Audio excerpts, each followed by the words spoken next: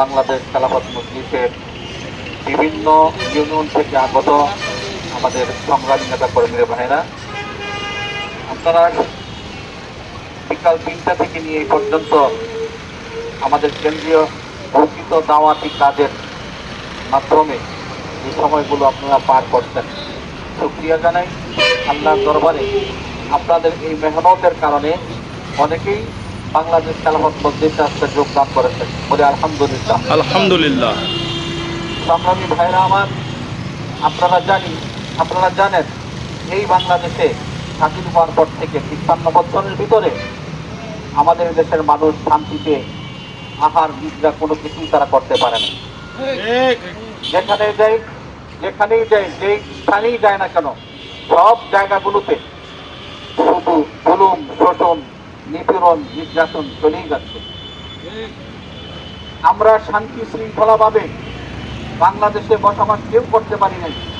কেউ বুকে হাত দিয়ে কথা বলতে পারবো না যে আমরা শান্তিতে আমাদের এই জন্মভূমিতে আমরা রাত কাটাইতে পারি।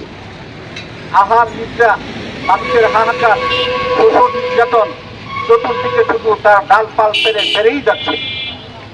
বর্তমান সমাজে, বর্তমান যুগে 5ই আগস্টের পর মানুষ এখন তাকিয়ে আছে হযরত উলামায়ে কেরামদের দিকে তথা বাংলাদেশ খেলাফত মজলিসের দিকে। ঠিক কিনা বলুন? ঠিক। আমাদের আমির আল্লামা মামুনুল হক সাহেব তার নেতৃত্বে সারা দেশে আমাদের 300 আসনে এমপি প্রার্থী দিয়েছেন।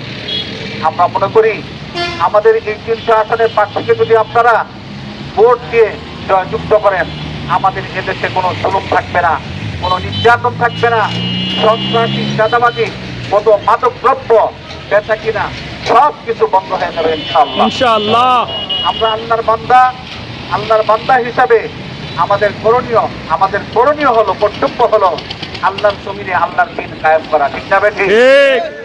যে পর্যন্ত আল্লাহর জমিনে আল্লাহর দ্বীন কায়েম না হবে, প্রতিষ্ঠিত না হবে, আল্লাহর হুকুম জারি না হবে, এই জমিনে শান্তি শৃঙ্খলা কখনোই ফিরে আসতে পারে না।